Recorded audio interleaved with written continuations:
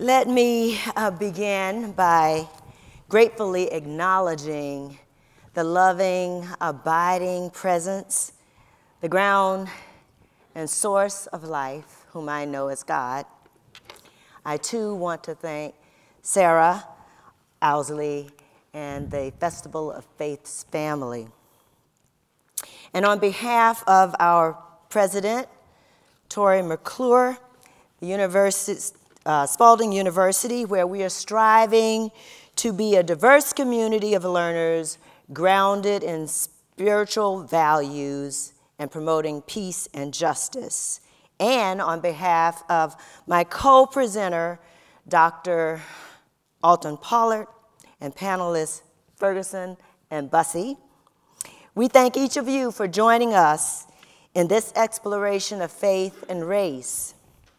Relative to this topic, it is my honor to share with you a few thoughts about truth and its relevance to us as individuals. I'll start with a personal story. The second Sunday of my freshman year at the recently integrated South Carolina College was very different than the first Sunday. The first Sunday, as was the long-standing tradition, all of the freshmen lined up to go to church. White students walked to the neighborhood church, while black students boarded a bus to go across town. The second Sunday, not the first, the second Sunday, there were no crowds, there were no buses. I was there alone. I had promised my parents I would go to church. But I decided, though I was alone, I would not let that stop me. In my Sunday best, with purse and Bible in hand, I decided to walk to one of the white churches. After all, I reasoned, since the schools had become integrated, surely the churches would be too. I figured the only reason we black students were provided busing on the first Sunday was so we can enjoy a more familiar black church worship experience. Yeah, I know. As I approached the church, I noticed several people looking quizzically at me and whispering. Perhaps it was not going to go as I had expected. But I gathered my nerve and I continued on up the stairs to the church, where two male ushers stood. Seeing me, one of them simply said, "Yes," as if to say, "What do you want?" "Good morning. I'm here for the worship service," I said, sounding more brave than I felt. He whispered loudly to the usher standing near him, loudly enough for me to hear, "What are we going to do with her?" It was a moment of truth. This moment of truth took place in the 70s. The faith communities today face the same question. When I recall stories of black members of predominantly white churches, their disappointment and despair with their church's feeble responses or total indifference to months of protests against racial injustice, I hear the loud whisper echoed, "What are we going to do with them?" A moment of truth. Howard Thurman, the visionary for our time that you've just heard, describes a moment of truth as the point of naked exposure to a solitary question of ultimate significance, a moment that has a bearing on the kind of human being a person or society is, a moment on the ground of our self-respect. The journey to racial equity and justice is paved with moments of truth. Truth, defined as reality as contrasted with imagination or mere appearance. Truths are based on facts and can be reliably agreed on as the foundation for making decisions and taking actions. Repair, to make right or to put right. Truth, repair, what matters most? In one of the anti-racist training programs we offer at Spalding University, we explore a question that I invite you to ponder. What is most important to you when you have been harmed? Truth or repair? We follow up with the second question. What is most important to you when you have caused the harm?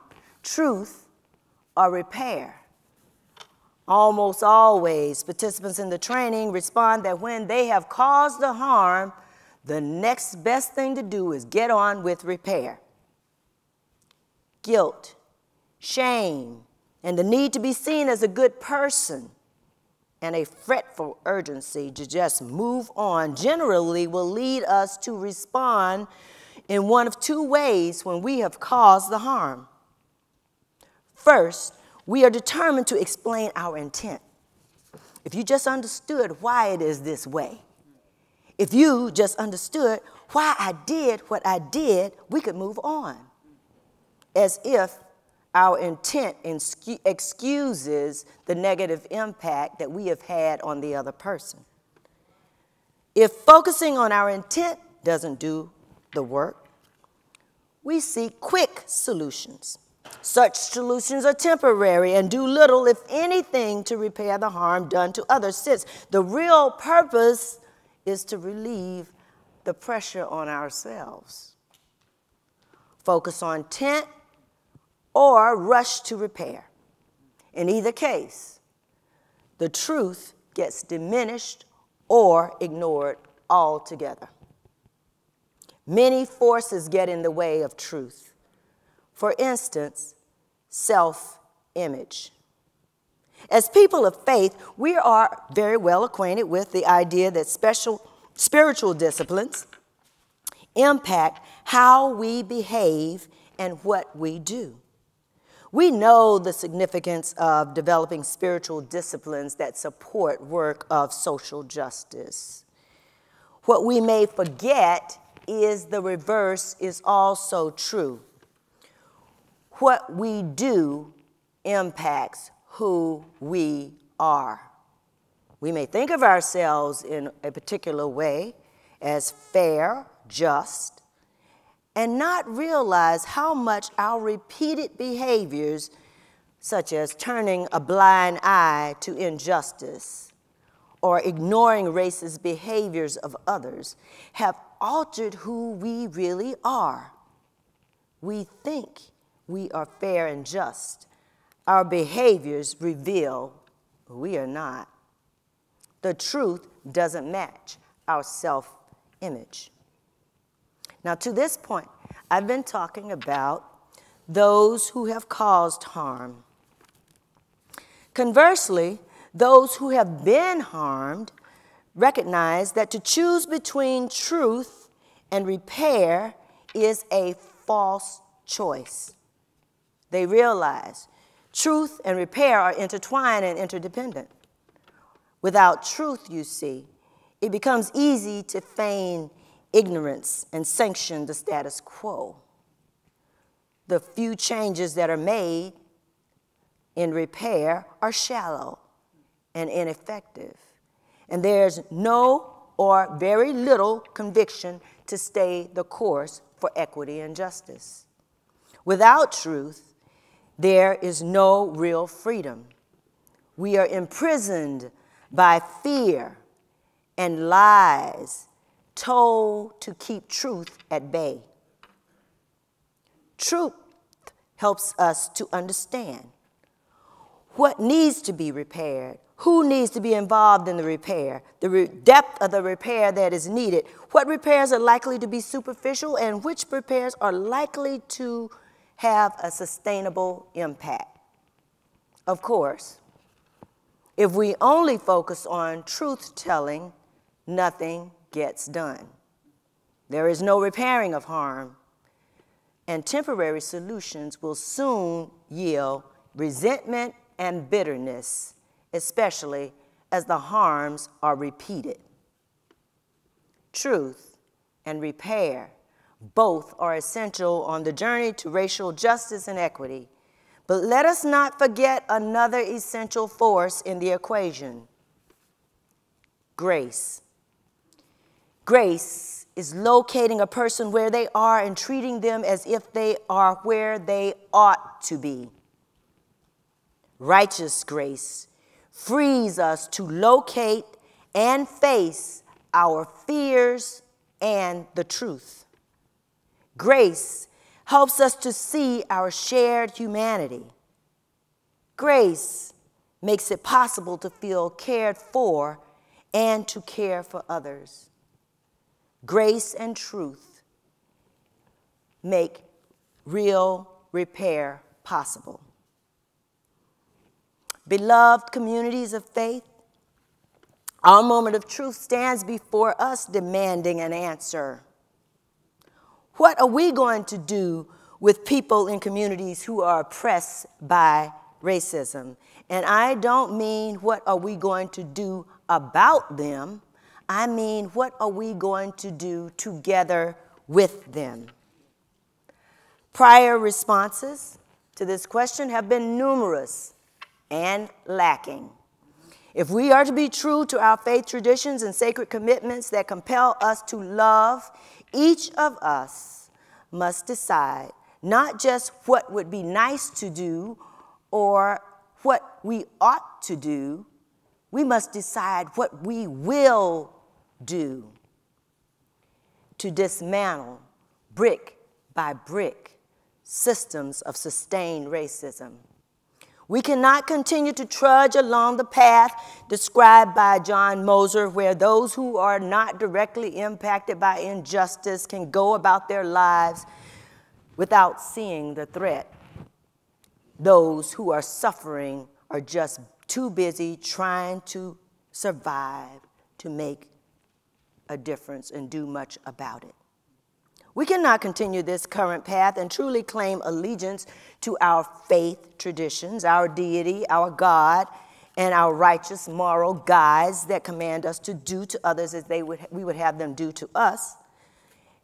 And while they are important, we cannot merely point to institutions.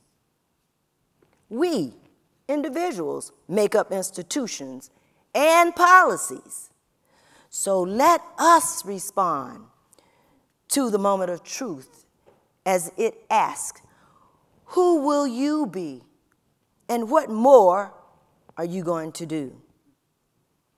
In closing, I look again to Howard Thurman, who invites us to find that which is big enough to draw us away from artificial and ineffective methods, to take the view that is large enough to release in us the vast courage capable of sustaining us in the long pull toward a valid increase in welfare and well-being, equity, and justice for all. Let us pray that this will be our response to our moments of truth.